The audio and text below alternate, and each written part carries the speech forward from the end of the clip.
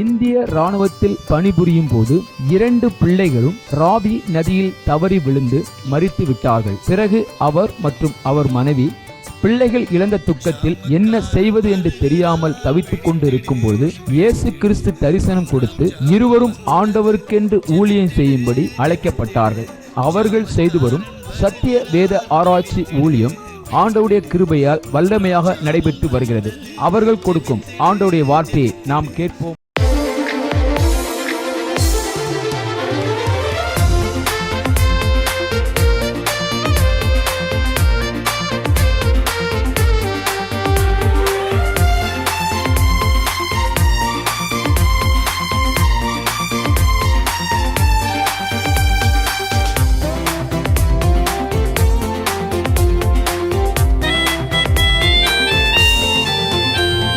நன்றி நன்றி நன்றி இயேசு நன்மைகள் செய்தார். நன்றி நன்றி நன்றி நன்றி இயேசு நன்மைகள் செய்தார். நன்றி ஆபத்திலும் விபத்திலும் நித்தம் காத்தாரே. நன்றி ஆபத்திலும் விபத்திலும் நித்தம் காத்தாரே. நன்றி அழைத்தவர் உண்மையுள்ளவர், தேவன் அன்பாய் இருக்கிறார்.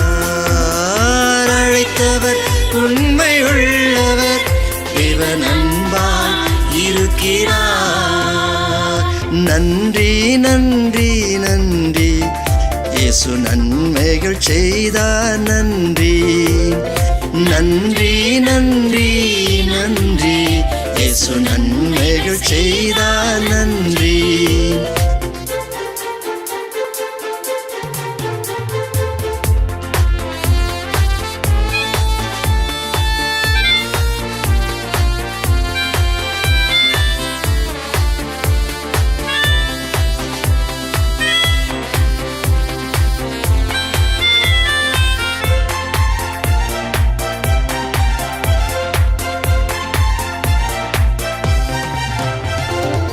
துன்பம் துயரத்தில் துவண்டு கிடந்தேன், இயேசு கண்டென்னை ஆதரித்தார்.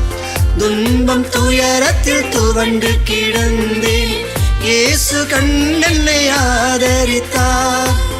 ஆலயத்தில் நான் ஆனந்த சத்தத்தோடு தூய ஆவியில் நிரம்பிடுவேன். ஆலயத்தில் நான் ஆனந்த சத்தத்தோடு தூய ஆவியில் நிரம்பிடுவேன். அழைத்தவர் உண்மை உள்ளவர், தேவன் அன்பாய் இருக்கிறார். அழைத்தவர் உண்மை உள்ளவர், தேவன் அன்பாய் இருக்கிறார். நன்றி நன்றி நன்றி இயேசு நன்மைகள் செய்தார். நன்றி நன்றி நன்றி நன்றி இயேசு நன்மைகள் செய்தார். நன்றி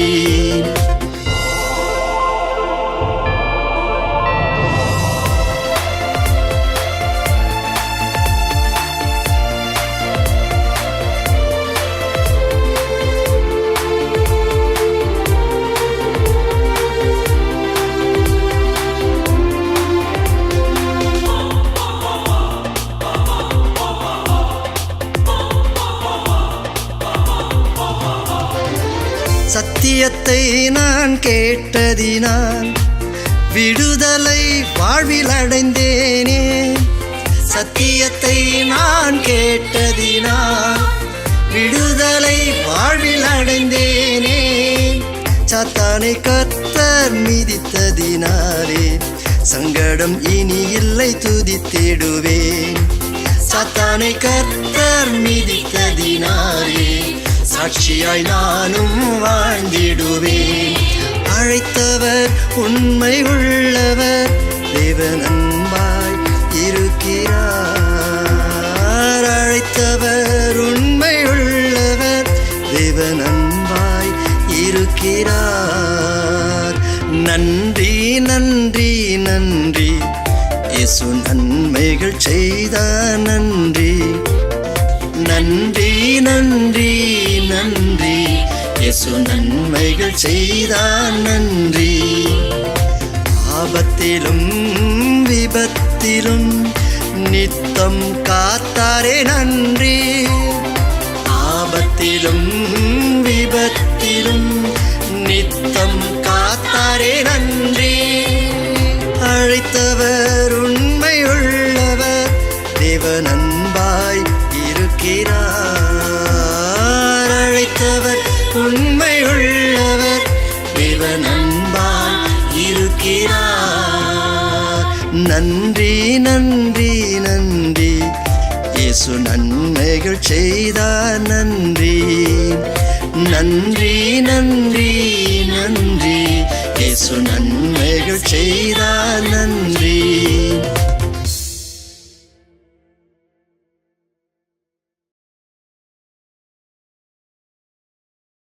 கர்த்தருடைய நாமத்துக்கு மகிமை உண்டாவதாக.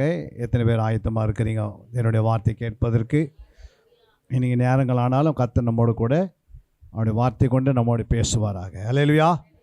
இந்த அனைத்து அருமையான போதகருக்கும் அவருடைய துணைவியாருக்கும் பிள்ளைகளுக்கும் வந்திருக்கிற அனைத்து விசுவாசிகளுக்கும் உடன் ஊழியர்களுக்கும் ஆண்டவராக இயேசு நாமத்தினாலே எங்களுடைய குடும்பத்தின் சார்பாக நன்றியை தெரிவித்துக் கொள்கிறேன். அல்லேலூயா. எத்தனை பேர் 1 மணி நேரம் ஜெபிக்கிறீங்க? தினந்தோறும் நான் 1 மணி நேரம் ஜெபிக்கிறேன். ஓகே. எவ்வளோ பேர் நம்ம வேதத்தை வாசிக்கிறீங்க? ஒரு அதிகாரத்தை ஒரு நாள் நான் வாசிக்கிறேன். எல்லாமே வாசிக்கிறீங்களா? ஓகே. அடுத்ததாக உங்கள் பிள்ளைகளுக்கு எத்தனை பேர் பைபிள் கற்றுக் கொடுக்குறீங்க, வசனத்தை கற்றுத்தரீங்க? எல்லாமே தன் பிள்ளைகளுக்கு என்ன பண்ணணும்? ஆண்டவர் உங்களுக்கு கொடுத்த பிள்ளைகளுக்கு சின்ன வயசுலேருந்தே என்ன பண்ணணும்?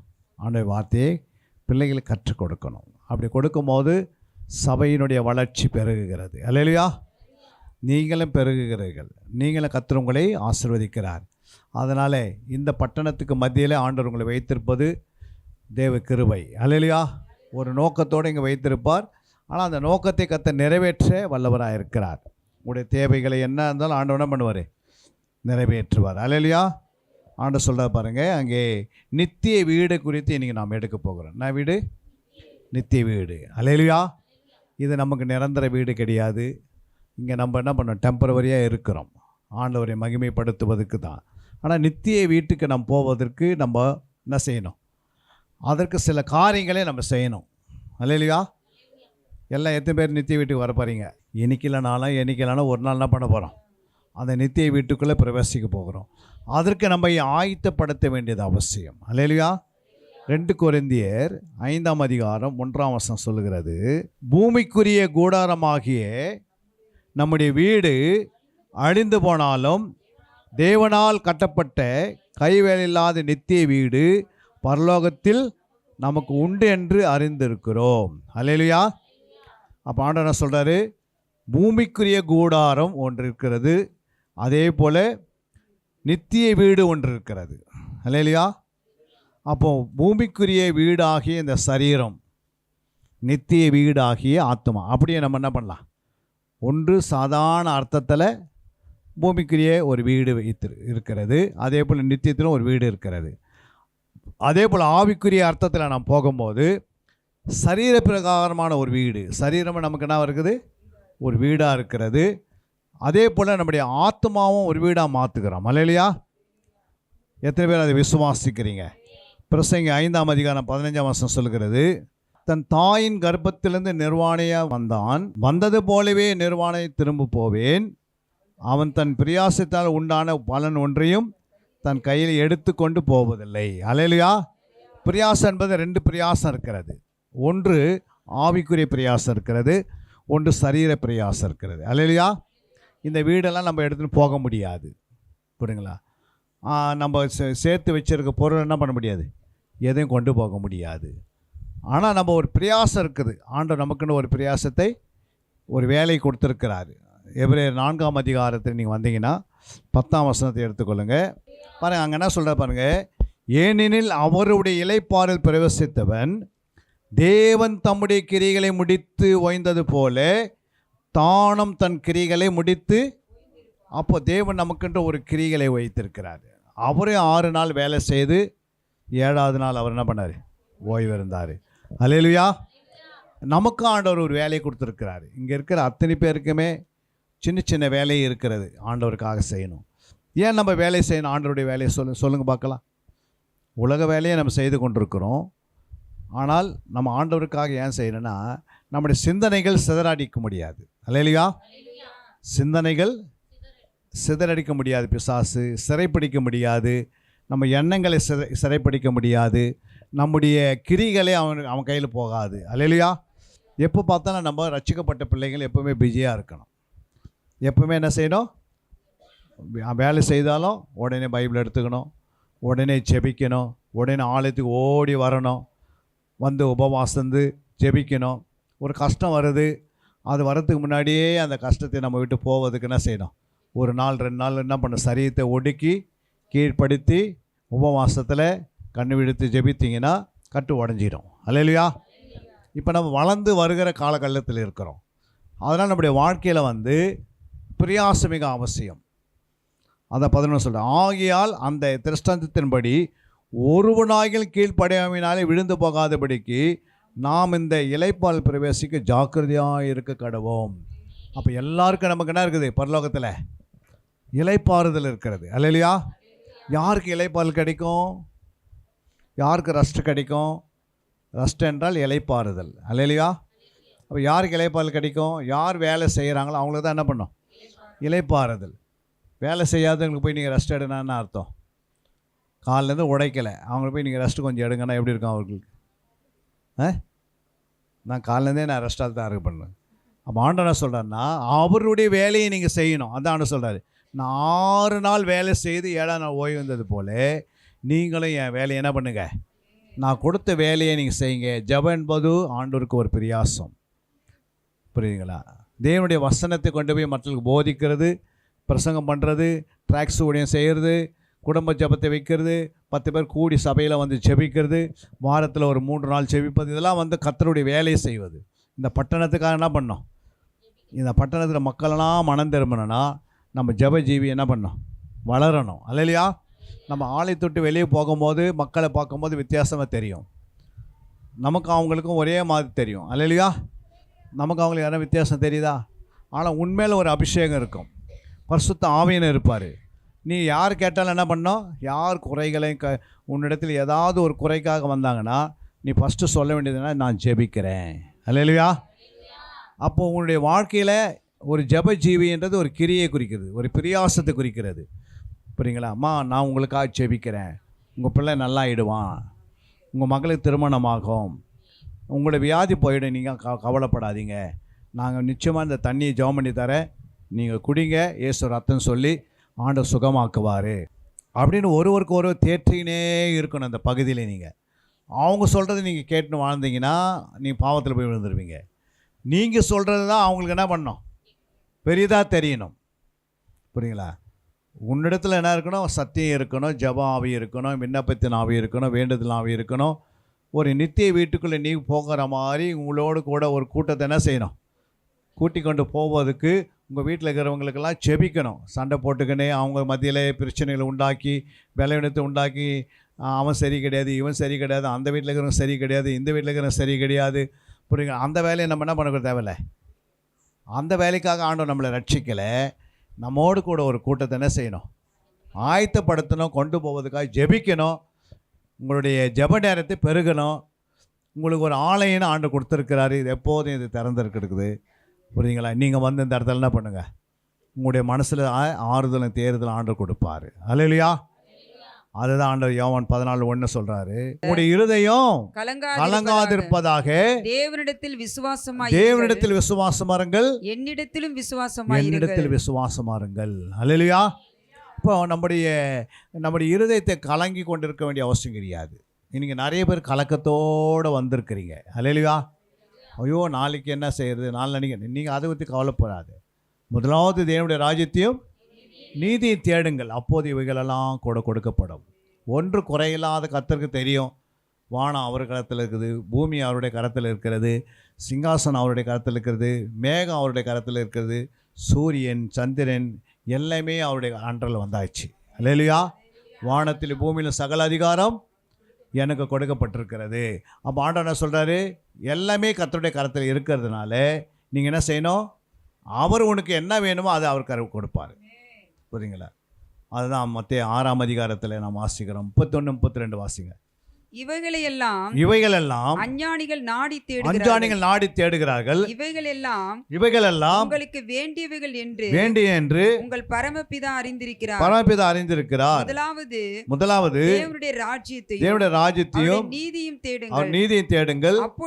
அப்பொழுது இவைகளெல்லாம் உங்களுக்கு உங்களுக்கு என்ன பண்ணோம், கூட கொடுக்கப்படும். அல்லேலூயா. அப்போ ஆண்டவர் சொல்ற பாருங்க, இவைகள் எல்லாம் அஞ்ஞானிகள் நாடி தேடுகிறார்கள், இவைகள் எல்லாம் உங்களுக்கு வேண்டியவைகள் என்று நம்முடைய பரமபிதா அறிந்திருக்கிறார். ஹல்லேலூயா. பாருங்க, அதை தான் ஆண்டவர் பாருங்க, நம்முடைய எல்லா தேவைகளும் கர்த்தர் அறிஞ்சு வச்சிருக்கிறாரு. ஹல்லேலூயா. பாருங்க, மத்தேயு 6:8 சொல்கிறது, அவர்களை போல நீங்கள் செய்யாதிருங்கள், உங்கள் பிதாவை நோக்கி நீங்கள் வேண்டிக் கொள்கிறதுக்கு முன்னமே உங்களுக்கு என்னது தேவை என்று அவர் என்ன பண்ணியிருக்கிறாரு, அறிந்திருக்கிறார். மற்றவங்களை போலலாம் இல்லை, உனக்கு என்ன வேணும் அது கர்த்தருடைய கரத்தில் இருக்கிறது. அல்லேலூயா. உனக்கு என்ன வேணும், ஒரு வீடு வேணும், மிஞ்சி போனால் 3 வேளை ஆகாரம் வேணும், அது இல்லைன்னா வேறு என்ன வேணும், ஒரு 2 வீலர் வேணும், இல்லைன்னா வேறு என்ன வேணும் சொல்லுங்கள்.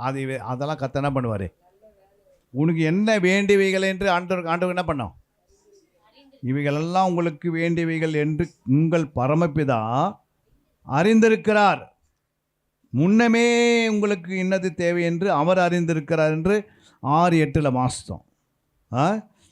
லூக்கா 12:30 சொல்கிறது, இவைகளெல்லாம் உலகத்தை நாடி தேடுகிறார்கள், இவைகள் உங்களுக்கு வேண்டியவைகள் என்று உங்கள் பிதாவானவர் அறிந்திருக்கிறார். அல்லேலூயா. அப்போ கர்த்தருக்கு எல்லாமே தெரியும். சங்கீதம் 103:13 சொல்லுகிறது பாருங்க, தகப்பன் தன் பிள்ளைகளுக்கு இறங்குகிறது போல கர்த்தர் தமக்கு பயந்தவர்களுக்கு இறங்குகிறார். நீங்க கர்த்தருக்கு என்ன பண்ணியிருக்கணும், பயப்படணும். பயப்படனா போய் ஒளிந்துன்னு சொல்ல, பயப்படனா என்ன அர்த்தம், பாவத்துக்கு விலகணும், பாவத்துக்கு விலகிடணும், பரியாசங்களுக்கு விலகிடணும், விபச்சாரத்துக்கு விலகணும், வேசித்தனத்துக்கு விலகணும், குடி போதைகளுக்கு விலகணும், போதை வஸ்துகளுக்கு விலகணும். அல்லேலூயா. தேவையில்லாத வீண் வார்த்தைகளை போய் பக்கத்து வீட்டில் என்ன பண்ணக்கூடாது, மணிக்கணக்கில் உட்காந்துன்னு பேசக்கூடாது. அல்லேலூயா. வீண் வார்த்தைக்கு என்ன செய்யணும், ஒரு நாள் கணக்கு ஒப்புவிக்கணும் பரலோகத்தில். இவ்வளோ நேரம் நீ வீண் வார்த்தை பேசின, அவ்வளோ நேரம் என்னை துதித்து பாடி நீ ஜெபம் பண்ணியிருந்தால் அதெல்லாம் பரலோகத்தில் வந்து சேர்ந்துருக்கும். அப்போ நேரத்தை என்ன பண்ணக்கூடாது, வீணாக செலவு பண்ணக்கூடாது. அல்லேலூயா. 1 தெசலோனிக்கேயர் 4:5 சொல்கிறது, உங்களில் அவனவன் தன் சரீர பாண்டத்தை பரிசுத்தமாகவும் கனமாகவும் ஆண்டு கொள்ளும்படி அறிந்து கொள்ளுங்கள். அல்லேலூயா.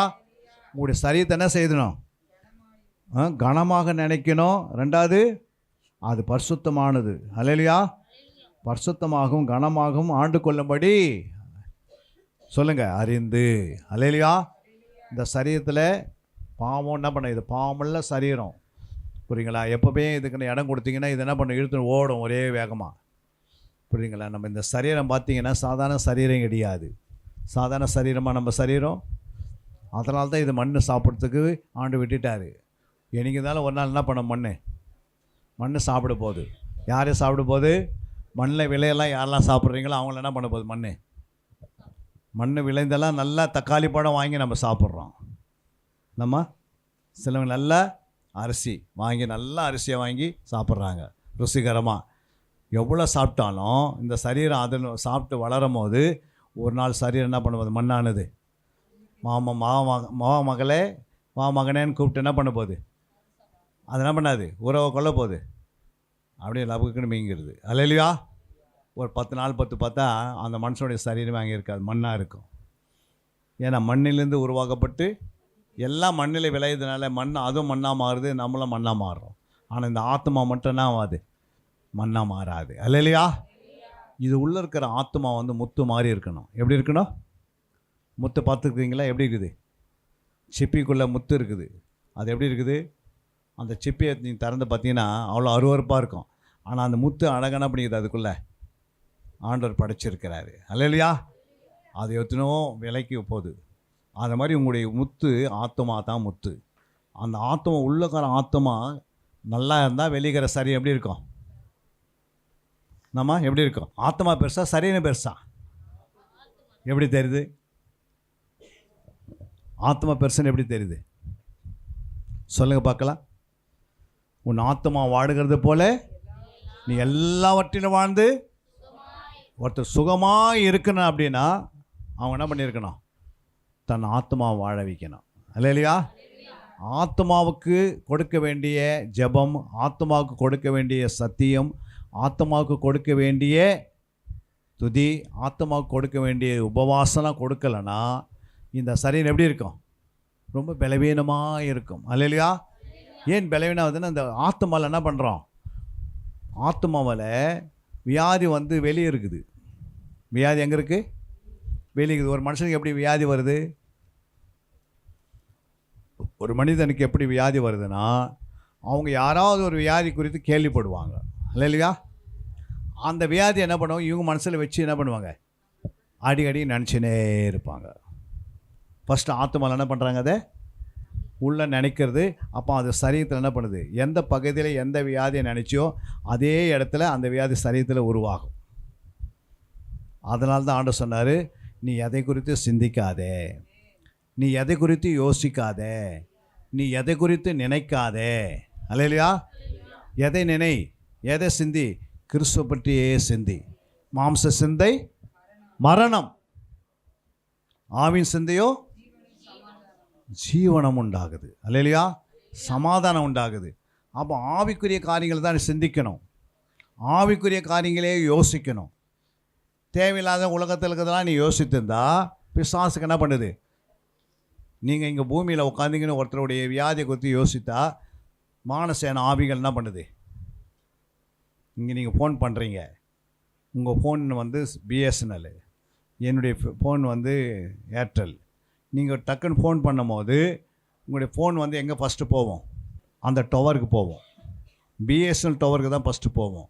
அங்கே போய் அது என்ன பண்ணல, லிங்க்கு திருப்பி என்ன பண்ணுது? ஏர்டெலுக்கு அனுப்புது. அப்புறம் நான் ஃபோன் எடுக்கிறேன், ரிங்கு வருது, நான் எடுத்து பேசுகிறேன்.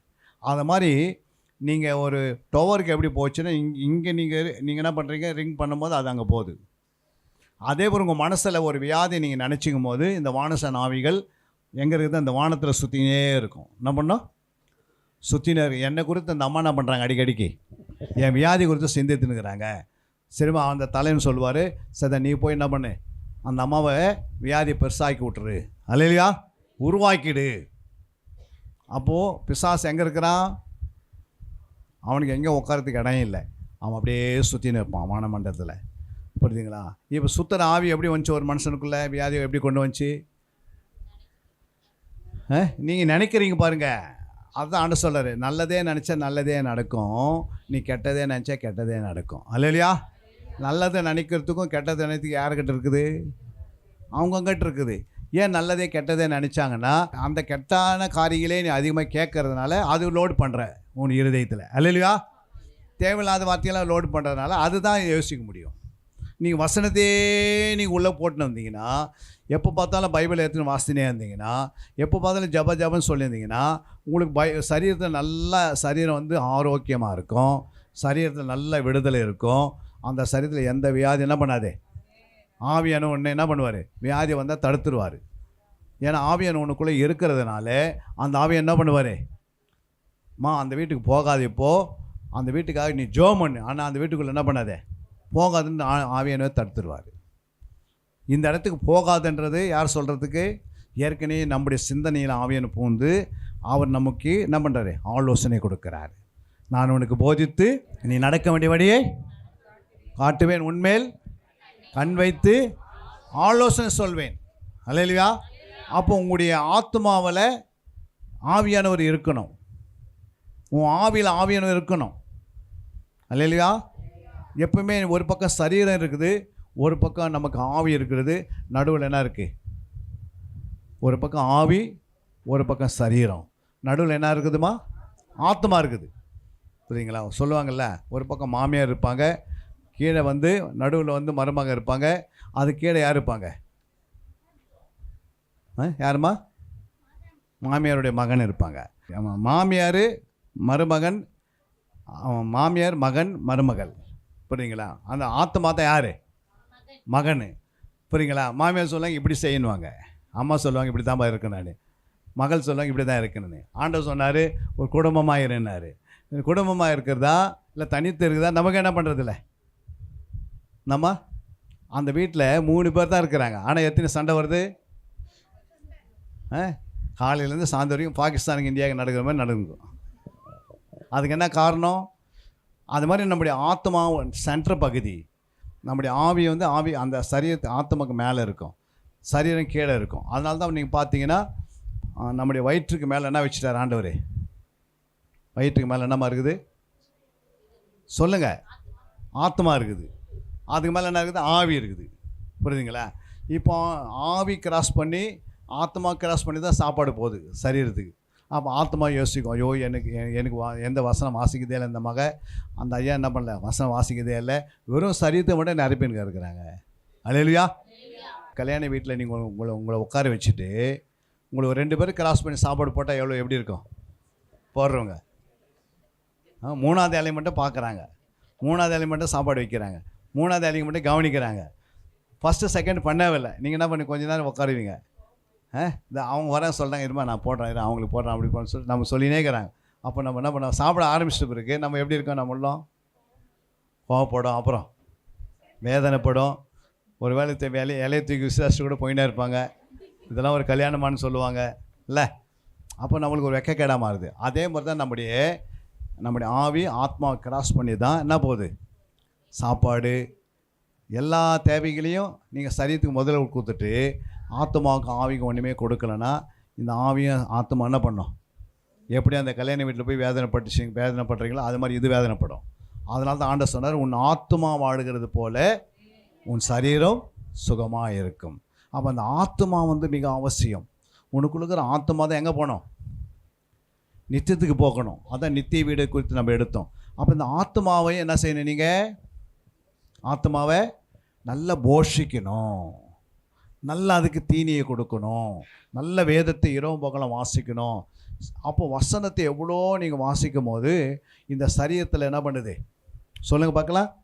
இந்த சரீரத்தினுடைய பசியும் அதை ஆற்றியது. அல்லேலூயா. உனக்கு பசியே எடுக்காது. இப்போ நாங்கள் 40 பகல் 40 இரவு ஜெபம் பண்ணோம். எத்தனை பகல்?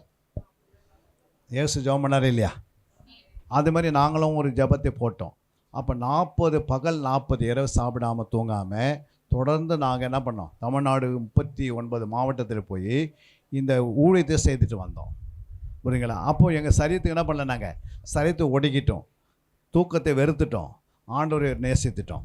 இப்போ ஆண்டவருக்காக ஓடிக்கொண்டே இருக்கும்போது பசி தானே நின்றுச்சு. இப்போ வார்த்தையிலே ஜீவன் இருக்கிறது, வசனத்தில் ஜீவன் இருக்கிறது, ஜெபத்தில் வல்லமை இருக்கிறது, துதியில் வல்லமை இருக்கிறது. அந்த வல்லமை எங்களை தேற்றி தேற்றி தேற்றி எங்களை பலப்படுத்தி சோறையாக மறந்துட்டோம் 40 நாள். அல்லேலூயா. எந்த ஒரு சோறு சாப்பிடாமையே 40 நாள் எப்படி இருந்தோம்? நம்ம வயிற்றில் சோறு போன அவசியம் இல்லை, ஆனால் சாப்பிடாதே இருக்கிறது அவ்வளோ நன்மையாக இருந்தது, நல்ல மகிமையாக இருந்தது. நல்ல ஆண்டவருடைய பாதத்தில் ஓடுவதற்கு உடைப்பதற்கு நல்ல ஆண்டவருக்காக ஓடி ஓடி ஓடி ஓடி 40 பகல் 40 ஜெபம் பண்ணதுனால பிசாசனுடைய நிலைமை என்ன ஆயிடுச்சு? பிசாசு எப்படி இருந்திருப்பான்? சாதாரண 1 மணி நேரம் முழங்கால் போட்ட முன்னாடி வந்து விழுந்துருவான் பிசாசு. அல்லேலூயா. இப்போ 40 பகல் 40 ஜெபம் பண்ணும்போது பிசாசு என்ன பண்ணுவான்? என் பின்னாடி என்ன பண்ண செயினில் போட்டு நாங்கள் என்ன பண்ண இழுத்தினே வரோம் எங்கே போனாலும். இனிமேல் என்ன பண்ண முடியும்? உன்னால் ஏதுங்க முடியாது. ஏன்னா ஜெபம்னாவே பிசாசுக்கு கோமா ஸ்டேஜ் வந்துடுது.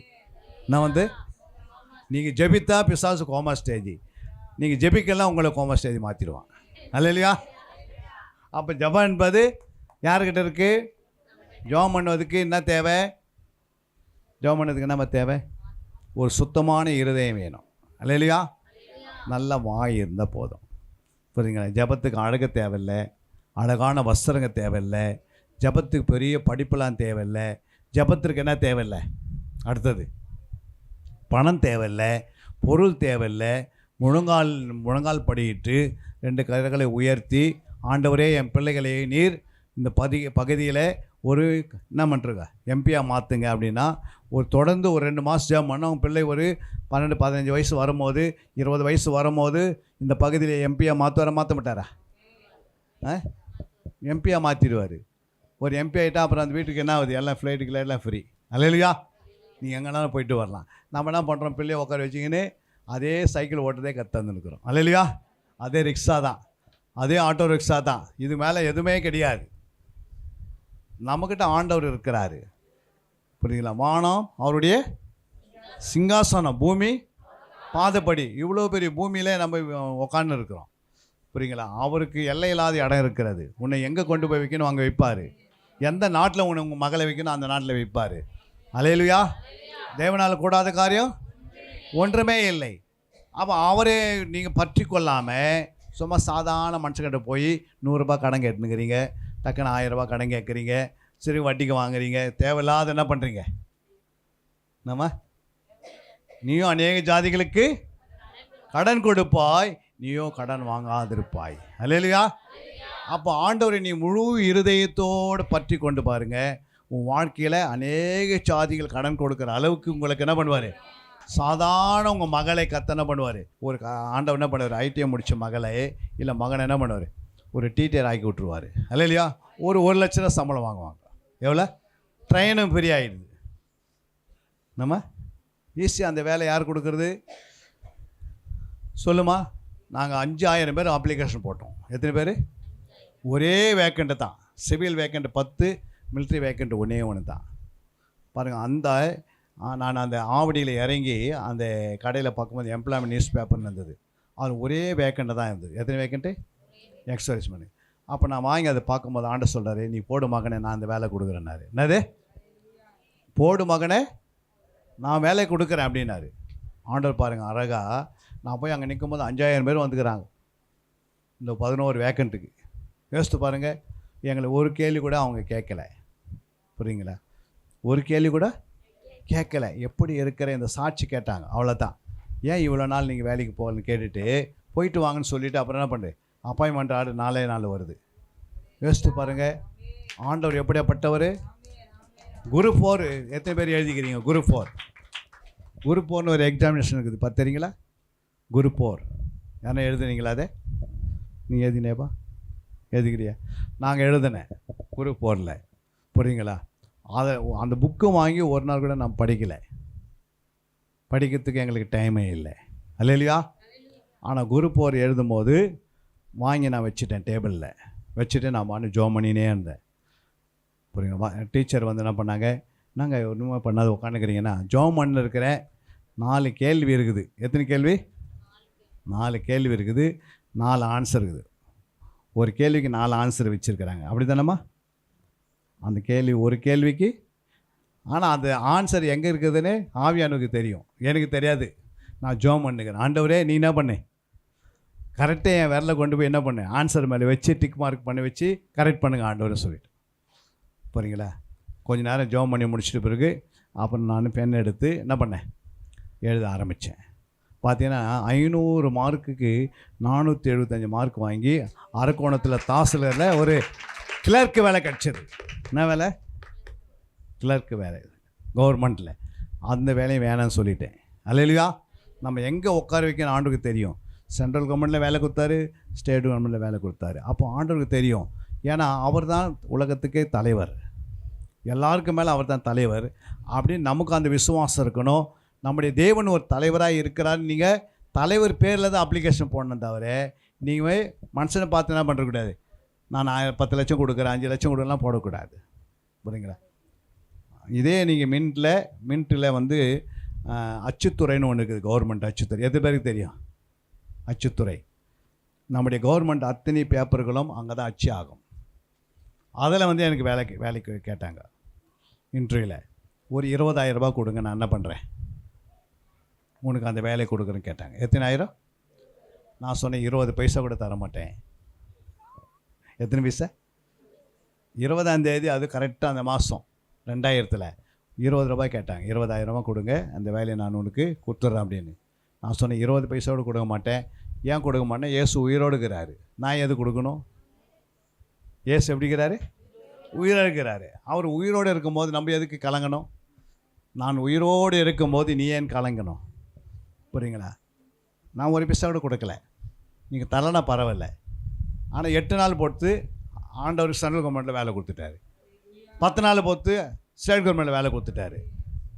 எத்தனாவது வயசில்? எனக்கு 35 வயசு அன்றைக்கி. எத்தனை வயசு? 35 வயசில் கூட ஆண்டு வேலை கொடுக்குறாரு. 83 நான் மிலிட்ரிக்கு போகும்போது புரியுங்களா 25,000 பேர் வந்தாங்க. அதில் 40 பேர் செலக்ட் பண்ணாங்க. அன்றைக்கி ரொம்ப கடினமாக என்ன பண்ணோம், கஷ்டமாக இருந்தது அந்த மிலிட்ரிக்குள்ளே உள்ளே போகிறதுக்கு. புரியுங்களா 40,000 பேரில் 40 பேர் எடுக்கிறாங்க, எப்படி இருக்கும்? ஜனங்க அப்படியே குனிஞ்சு கிடக்குது. ஆனால் அதில் ஆண்டவர் எங்களுக்கு வேலையை கொடுத்தாரு. ஆனால் ஆண்டவர் ஏற்றுக்கொண்டு உள்ளே வரும்போது வேலை ஈஸியாக கொடுத்தாரு.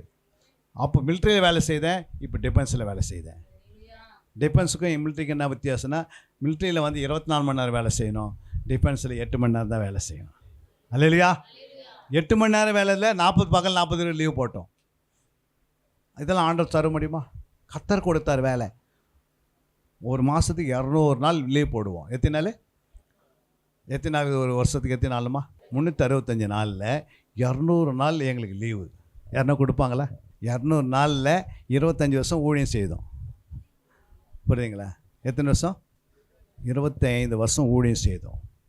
தேவனால் கூடாத காரியம் ஒன்றுமே இல்லை. தானியேலை போல் என்ன பண்ண, சென்ட்ரல் கவர்மெண்ட்டில் தானியேல் வேலை செய்தார். எங்கே வேலை செய்தார்? அவரை கர்த்தர் உயர்த்தி வைக்கும் போது எங்களையும் உயர்த்தி வச்சார்.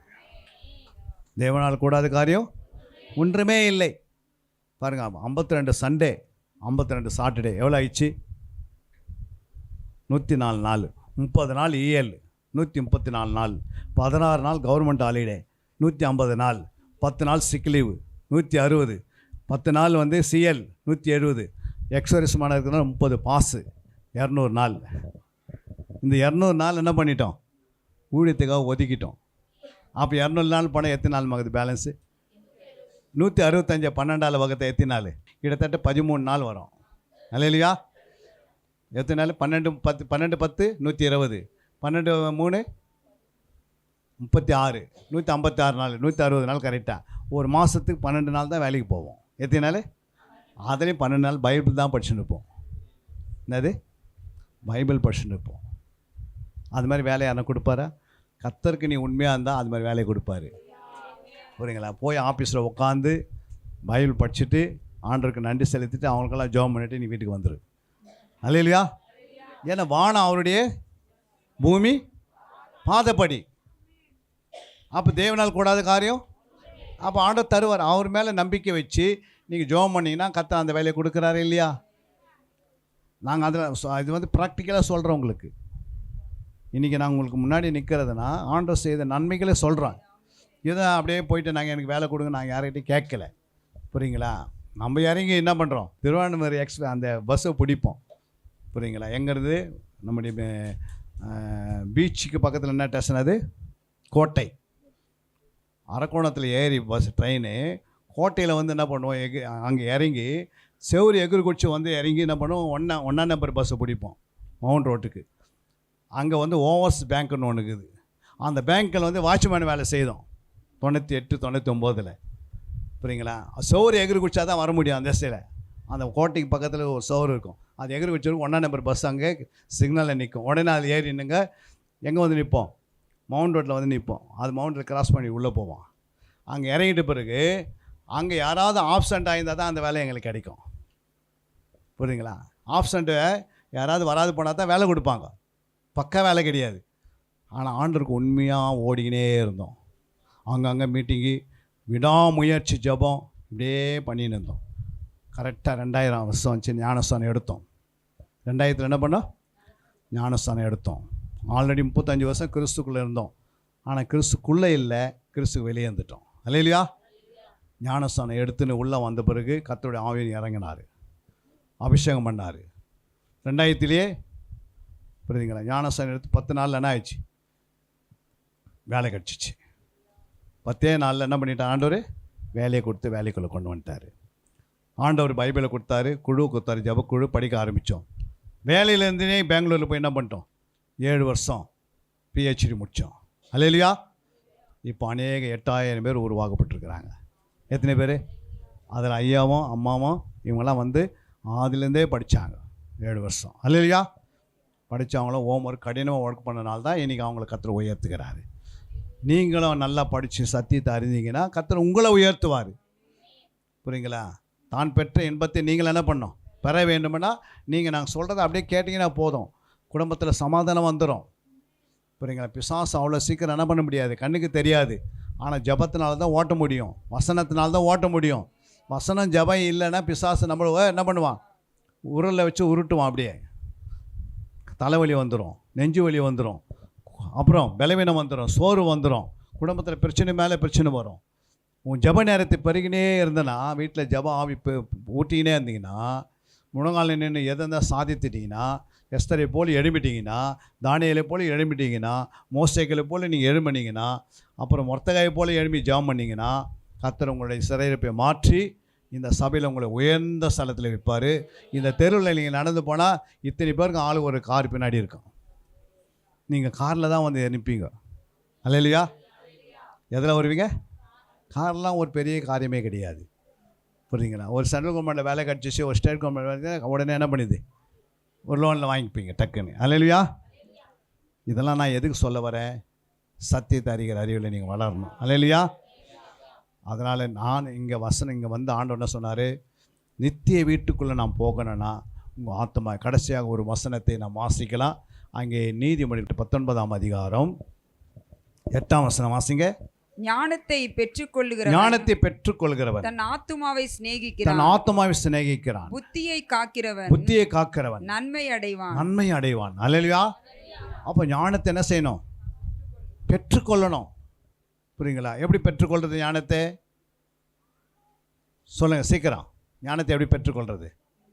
வசனத்து மூலமாக. அப்புறம் நெக்ஸ்ட், அப்புறம் யாராவது சொல்லுங்கள். ஜபத்தின் மூலமாக. அப்புறம் வேற ஞானத்தை எப்படி பெற்றுக்கொள்றதுன்னா, யாராவது சொல்லித்தரணும் ஞானத்தை குறித்து. இல்லையா? அப்போ தான் அது பெற்றுக்கொள்ள முடியும். என்ன செய்யணும்? பெற்றுக்கொள்வது வேற, அறிந்து கொள்வது வேற. என்னது?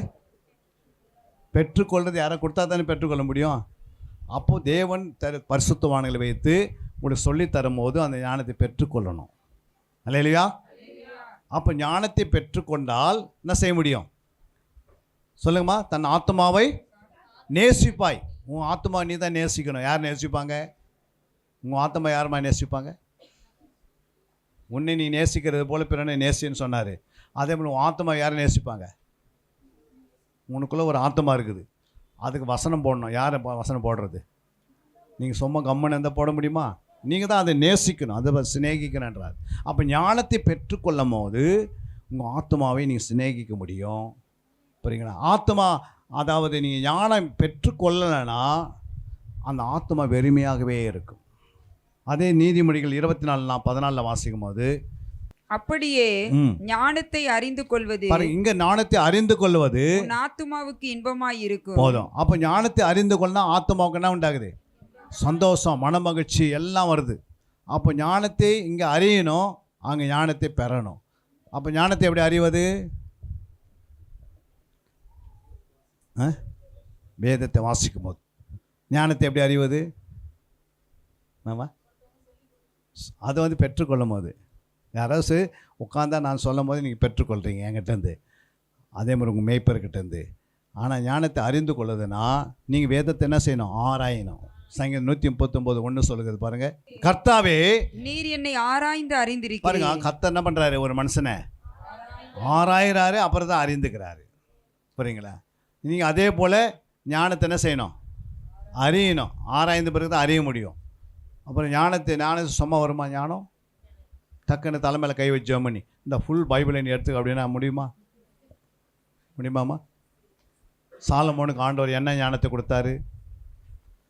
சாலமோனுக்கு ஒரு ஞானத்தை கொடுத்தாரு. அது என்ன ஞானம்? என்ன ஞானமா? ஜனங்களை நடத்திருக்கு. அப்புறம் அது ராஜரிக ஞானம். என்ன ஞானம்? அது ராஜாவாக அவர் இருக்கிறோம், அவர் எல்லாரையும் என்ன பண்ணோம்? நடத்தணும், பாதுகாப்பணும், தேசத்தில் சண்டை வராதுபடி என்ன பண்ணோம்? எல்லாத்தையும் மேற்கொள்வதுக்கு ராஜரிக ஞானஸ்தானம் கொடுத்தாரு. ஆனால் இயேசு கிறிஸ்து மேலே கனி உள்ள ஞானம் இருந்தது. என்ன ஞானம்? கனி உள்ள ஞானம். இப்போ நமக்கு ஆண்ட வேதத்தை நீங்கள் நேசிக்க அந்த இன்பம் உண்டாகுது பாருங்கள், அதான் சந்தோஷம். ஆவியின் கனியில் சந்தோஷம் இருக்கிறது, ஆவியின் கனியில் சமாதானம் இருக்கிறது, ஆவியின் கனியில் சாந்தம் இருக்குதுன்னா நீ வேதத்தை என்ன பண்ணோம்? நீங்கள் வேதத்தில் இருக்கிற அந்த ஞானத்தை அறிந்து கொள்ளும் போது, ஆராயும் போது அறிந்து கொள்கிறோம். அதுதான் ஆண்டவர் சொல்ற, உன்னை ஆராய்ந்து அறிந்து கொண்டேன். ஆராய்ந்து ரிசர்ச்சு, அறிவது நாலேஜ். அறிவு வந்து நாலேஜை குறிக்கிறது, ஆராய்வது ரிசர்ச்சை குறிக்கிறது. அப்போ ஆராய்ந்து பிறகு தான் உனக்கு அந்த அறிவு வருது. அப்போ எவ்வளோ ஆராயிறீங்களோ அவ்வளோ அறிய முடியும். 17:3 வாசிங்க. யோவான் 17:3. ஒன்றான மெய்தேவனாகிய ஒன்றான மெய்தேவனே ஆகும் உம்மையும் நீர் அனுப்பினவராகிய இயேசு கிறிஸ்துவையும். என்ன சொல்றாரு? ஒன்றான மெய்தேவனையும் நீர் அனுப்பினவராகிய இயேசு கிறிஸ்துவையும் அறிவதே நித்திய ஜீவன். அல்லேலூயா. அப்போ ஒன்றான மெய்தேவனை நீங்க எப்படி அறிவீங்க? பிதாவை எப்படி அறிவீங்க? அடுத்தது குமாரனை அறியணும். பிதாவை எப்படி அறிவீங்க? பிதாவை எப்படின்னா பழைய ஏற்பாடு ஃபுல்லாக நீங்கள் வாசிங்கன்னா பிதாவை அறியலாம். அல்லேலூயா. பழைய ஏற்பாட்டு பார்க்குறதே இல்லையே, அப்போ எப்படி அறிய முடியும்? பிதாவை அறிய முடியாது. குமாரன் அறியனா மத்தேயு மார்க்கு லூக்கா யோவானை கரைச்சி குடிக்கணும். ஒரு நாளைக்கு 10 முறை நீங்கள் என்ன பண்ணணும்? 10 அதிகாரத்தை வாசித்து இருந்தால் குமாரனை அறிஞ்சிக்கலாம். ஆவியானு அறியினா நீங்கள் அப்போஸ்தலர்லேருந்து வெளிப்படுத்திருக்க நல்லா ஆராய்ந்து பார்த்து ஆவியானு அறியலாம். 3 பேரை அறிஞ்சிங்கன்னா விடுதலை தானாக முடியாது. அல்லேலூயா. ஐயோ என்னை விடுதலை ஆக்குன்னு சொல்ல தேவையில்லை. சத்தியம் உன்னை விடுதலை ஆக்கிடும். அது உனக்குள்ளே போகும். மருந்து உள்ள மாத்திரை உள்ளே போட்டால் என்ன பண்ணுது? உள்ளே போயிட்டு நீ பார்த்து நினைக்கிறீங்க மாத்திரை என்ன பண்ணுதுன்னு. என்னம்மா பண்ணுது? மாத்திரை தலைவலிக்கு போட்டு மாத்திரை என்ன பண்ணுது? நீங்கள் அது மாதிரி ஒன்று அதுமாதிரி மாத்திரை காட்டில் வசனம் எவ்வளோ வல்லமே விடுது. அப்போ அந்த வசனம் உள்ளே போனால் தலைவலியும் வராதுபடினோம், எந்த வியாதியும் வராதுபடி தடுத்துடும், எல்லா பிசாசும் உள்ளே வராதுபடி அதுவும் தடுத்துடும். வசனம் இருக்கிற வரைக்கும் பிசாசு பயப்படுவான். உனக்குள்ளே வசனம் இருக்கிற வரைக்கும் யார் பயப்படுது? பிசாசு பயப்படும். வசனம் உனக்குள்ளே இல்லை அப்படின்னா நாங்கள் மியான்மருக்கு போயிருந்தோம். முடிக்க போகிறோம். 3 நிமிஷம் தாங்குது. மியான்மர்லேருந்து ஒரு அம்மா திடீர்னு ஃபோன் பண்ணாங்க. சர்ச்சிலேருந்து பாஸ்ட் அம்மா, இது மாதிரி இந்த பிசாசு போவே மாட்டேங்குது. என்ன பண்ணுது? போவே மாட்டேங்குது. அவங்க என்ன பண்ணாங்க? வீடியோ காலில் எனக்கு ஃபோன் போட்டு கொடுத்தாங்க. நான் என்ன பண்ணேன்? வாங்கி இயேசு ரத்தம் அப்படின்னு சொன்னேன். இயேசு நாமத்தை சொல்ல ஆரம்பித்தேன். உடனே அந்த ஆவி என்ன சொல்லுதுன்னா, ஐயோயோ என்ன பண்ணாதீங்க, இவர் ஓட்டிடுவார், நான் போக மாட்டேன். இவருக்குள்ளே 24 மணி நேரம் இயேசு கிறிஸ்து இருக்கிறாரு. யார்? எத்தனை மணி நேரமா அப்படின்னு நான் சொல்ல, அந்த பிசாசு சொல்லுது. அந்த அம்மா கிட்ட சொல்லுது, இவருக்குள்ளே 24 மணி நேரம் இயேசு இருக்கிறதுனால புரியுங்களா, நான் 12 மணிக்கு தான் போவேன் நைட்டு. நான் சொன்னேன், நான் 12 மணிக்கு எப்பவுமே ஜெபம் பண்ணுற நேரம், அந்த நேரத்தில் தான் போவேன். நான் சொன்னேன், இப்போயே நீ போயிடணும் அப்படின்னா, இல்லை நான் உன்னை எரிச்சிடுவேன் பிறகு நான் போயிடுறேன்னுச்சு. ஏன் சொல்ல வரேன்னா, இயேசு உனக்குள்ளே இருக்கிறது பிசாசு சாட்சி கொடுக்கும். இயேசு உள்ளே உருவாகிருக்கிறாரேன்னு பார்க்கணும். உள்ளே சும்மா உருவாவாரா? அந்த வார்த்தையின் வித்து எடுத்து உள்ளே வைத்து தியானிக்க தியானிக்க தியானிக்க இயேசு உள்ள கிறிஸ்து உங்களுக்குள்ளே உருவாகும் மூலமும் நான் கர்ப்ப வேதனைப்படுகிறேன். அப்போ இயேசு உள்ளே உருவாகிட்டார்னா, அவருடைய சாயல் கிடச்சிச்சின்னா, அது பிறகு வியாதி தானே ஓடும், பிசாசு தானே ஓடுவான். அவனே என்ன பண்ணுவான்? அந்த சரீரத்தில் இருக்க முடியாது. கிறிஸ்து உள்ளே உருவாகிற வரைக்கும் உனக்கு வேதனை, கர்ப்ப வேதனை இருக்கும். ஒரு குழந்தை வயிற்றில் வச்சா அவங்களுக்கு எத்தனை மாதம் கர்ப்ப வேதனை? கர்ப்ப வேதனை என்பது 9 மாதம் 29 நாட்கள், பிரசவ வேதனை 1 நாள். அப்போ 9 மாதம் 29 நாள் அந்த தாய் என்ன பண்ணாங்க? அந்த குழந்தை வயிற்றில் வச்சு பாதுகாக்கிறாங்க. என்ன சாப்பிடணும், என்ன சாப்பிடக்கூடாது, எப்படி படக்கணும், எப்படி படக்கூடாது, எப்படி நடக்கணும், எப்படி நடக்கக்கூடாது, எப்படி வேகமாக நடக்கிறாங்க, எப்படி நடக்கிறாங்க பார்த்துக்கிறீங்களா?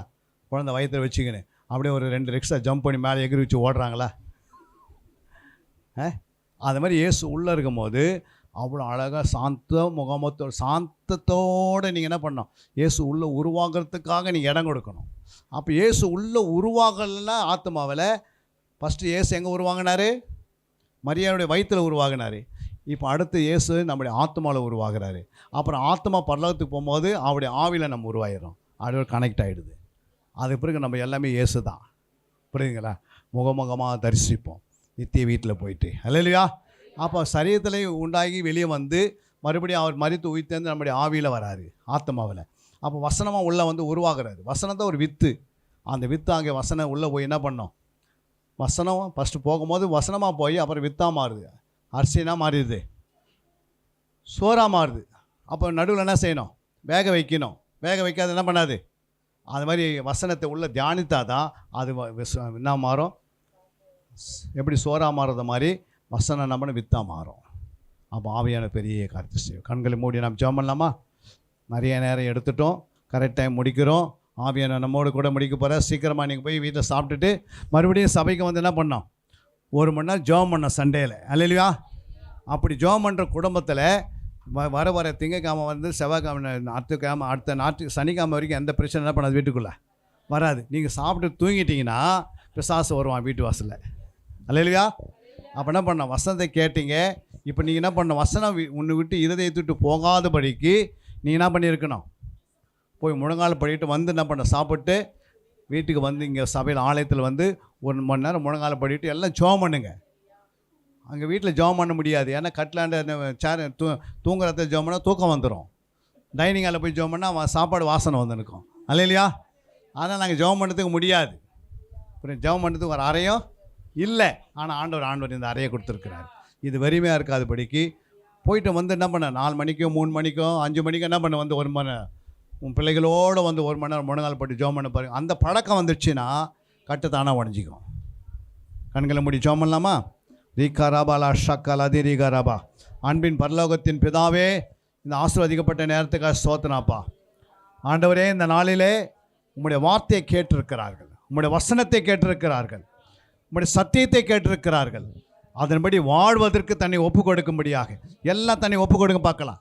ஆண்டவரே, என்னை வசனத்துக்கு என்னை ஒப்பு கொடுக்கிறேன், வேதத்துக்கு ஒப்பு கொடுக்கிறேன், ஜெபத்திற்கு என்னை ஒப்பு கொடுக்கிறேன். ஆண்டவரே, உம்முடைய பாதத்தை நான் பிடித்துக் கொள்கிறேன். ஆண்டவரே, நீர் எப்படியாவது என்னை கிறிஸ்து எனக்குள்ள உருவாகும் அளவும் நான் கர்ப்ப வேதனைப்படுகிறேன். ஆண்டவரே, பவுல் சொல்கிறார் கலாத்தியா சபைக்கு, கிறிஸ்து உங்களுக்குள்ள உருவாகும் அளவும் நான் கர்ப்ப வேதனைப்படுகிறேன். இந்த சபைக்குள்ள எல்லாருக்குள்ள கிறிஸ்து உருவாகும் அளவும் ஆண்டவர் சபை மேய்ப்பர் கர்ப்ப வேதனைப்பட்டு கொண்டிருக்கிறார். எப்போ உருவாகப்படுவார் இயேசு? என் இயேசு உங்களுக்குள்ள எப்போ உருவாகப்படுவார்? இயேசு சுபாவம் எப்போ உங்களுக்குள்ள வரப்போகிறது? இயேசுவை போல எப்போ நீங்கள் பேச போகிறீங்க? இயேசு போல பிசாசுகளை எப்போ துரத்து பாருங்க?